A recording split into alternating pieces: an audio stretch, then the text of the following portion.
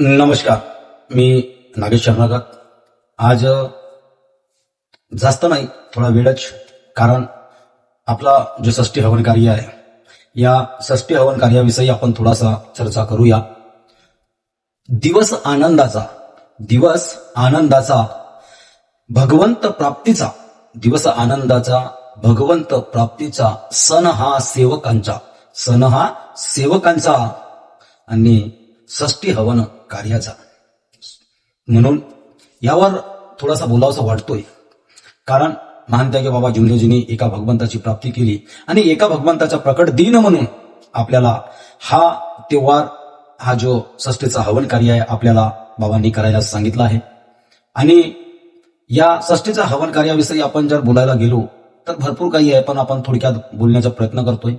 ज्याप्रमाणे आपण म्हणतोय ना, साधू संत येती घरा तोच दिवाळी दसरा. साधू संत येती घरा तोच दिवाळी दसरा या म्हणीप्रमाणे आपल्या घरी षष्ठीचं हवन कार्य आहे. आणि म्हणून मी या ठिकाणी बोलतोय की षष्ठी हवन कार्य आहे आपल्या घरा. आणि म्हणूनच हाच आपला दिवाळी दसरा. तर या एका भगवंताचा प्रकट दिन आणि आम्हा सर्व सेवकांच्यासाठी सर्वात मोठा त्योहार आमचा या मानव धर्माचा. आणि या मानव धर्माच्या त्योहाराला आम्ही काय करतो तर आमचे रहन सहन तेच आहे. कारण की बरसातीचे दिवस आहेत, सर्व अडीअडचणीत असतात. शेतकरी वर्ग, गरीब वर्ग, दुखी कष्टी वर्ग या मार्गात आहे.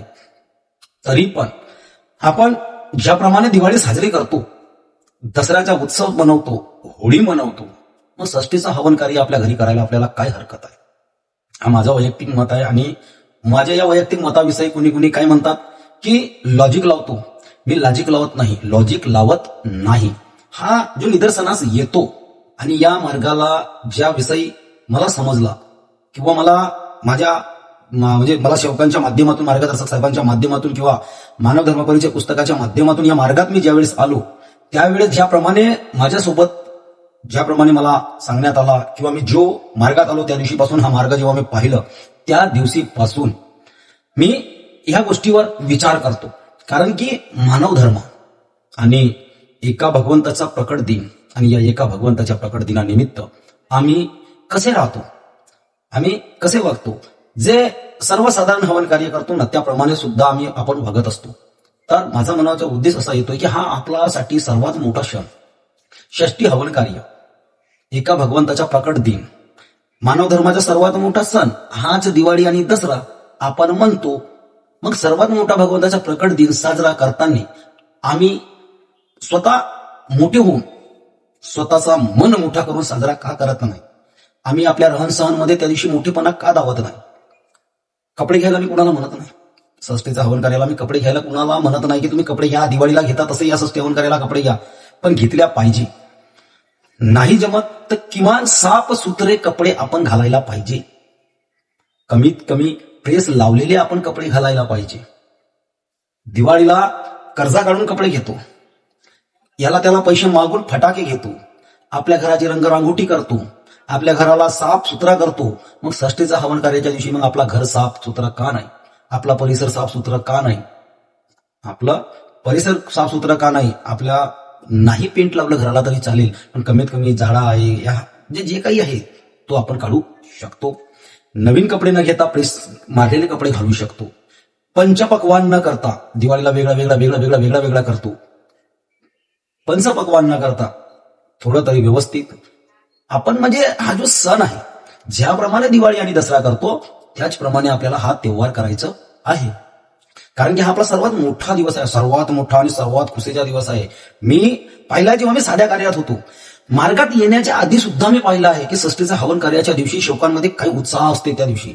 आणि ज्या सेवकामध्ये उत्साह नाही, मग तो सेवक कसा असेल तो तुम्ही अंदाज लावू शकता. पण षष्ठीचा हवन कार्याच्या दिवशी, एका भगवंताच्या प्रकट दिनाच्या दिवशी, त्या दिवशी सर्वांमध्ये एक उत्साह असतो, वेगळाच आनंद असतो. आणि त्या दिवशी भूक लागत नाही आणि चर्चा असते. साध्या कार्याच्या सेवकांची प्रसादीनच पोट भरून जातोय, हवन कार्यानंच पोट भरून जातोय. किती एकदम आगळा वेगळा वाटतो त्या दिवशी. तर त्या आगळा वेगळा जो आपल्याला वाढतोय, जो उत्साह असतोय, त्या उत्साहाला कायम ठेवून एक या जो मानव धर्माचा सर्वात मोठा क्षण म्हणून आपण साजरा करतो, या त्योहाराला आपण एक यादगार दिवस वर्षभरातून आपला एक वेळा येतो. भलेही काय म्हणता येईल त्याला, आपली परिस्थिती नाही, पण त्या परिस्थितीनुसारही चांगल्यात चांगला करता येईल. या हवन कार्याच्या निमित्ताने आपण एकामेकाला समजणे, एकामेकाला सहाय्य करणे, एकामेकाला समजून घेणे हा सर्वात मोठा मानव धर्म आहे. आणि हा जेव्हा आपण त्योहार साजरा करतोय तर असं वाटलं पाहिजे की नाही, सर्वांना माहित आहे, मी असं नाही म्हणत की माहित नाही, ह्या षष्ठीच्या हवन कार्याविषयी सर्वच जण म्हणतात की परमात्मा एक वाल्याचा जुंदेवाल्यांचा बहुत मोठा दिवस आहे. मग सर्व लोकांना माहित आहे, जे आपल्या संबंधात आहेत त्यांना सर्वांना माहित आहे की परमात्मा एकवाल्याचा सर्वात मोठा दिवस आहे. मग परमात्मा एकवाल्याने त्या दिवशी कसं वागायला पाहिजे आणि कसं राहायला पाहिजे हे आपल्याला विचार करायचा आहे. आता ठीक आहे, यावेळेस त्यागाचे कार्य आहेत, पण त्यागाचे कार्य नसताना मी सुद्धा असं पाहिलं आहे सेवक की टोंगऱ्यापर्यंत पाय खोसलेले असतात. हे जो दाढी आहे, दाढी अशी वाढलेली असते, म्हणजे ते भरले कपडे, म्हणजे एकदम असा कसे ना कसे राहतात. जे पण आपला सर्वात मोठा दिवस आहे, मग त्या दिवशी आपण कसे राहायचे, साफसुथरा राहायचा. आणि ज्याप्रमाणे म्हणतात ना की परमात्मा मोठा दिवस आहे, तसंच आपल्याला हा मोठा दिवस आहे हा जनतेला दाखवायचा आहे, सर्व लोकांना दाखवायचा आहे. कारण की आमच्या वागणुकीपासून, आमच्या राहणीमानापासून, आमच्या स्वभावापासून, आमच्या व्यवहारापासून समोरचा व्यक्ती हा आपल्या मार्गाप्रती म्हणजे चांगले विचार करून या मार्गाप्रती चांगल्या भावना त्याच्यामध्ये निर्माण झाल्या पाहिजेत. हा आम्हाला अशा प्रकारे हा षष्ठीचा हवन कार्य दाखवायचा आहे.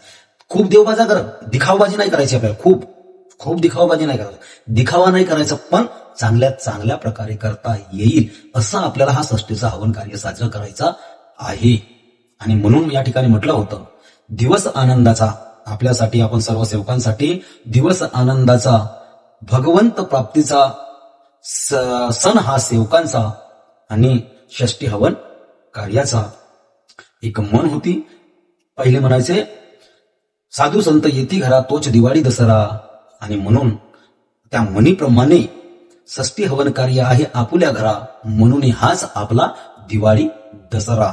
दिवाळी दसऱ्यापेक्षा हा जो त्योहार आहे हा आपल्यासाठी अति महत्वाचा आहे. म्हणून या षष्ठी हवन कार्याला एक आपण स्मरणीय आठवण राहील असं षष्ठीचं हवन कार्य आपण दरवर्षी पाळल्या पाहिजेत. आपल्या वागणुकीला पाहून समोरचा माणूस आपल्या मार्गाप्रती प्रेरित झाल्या पाहिजे.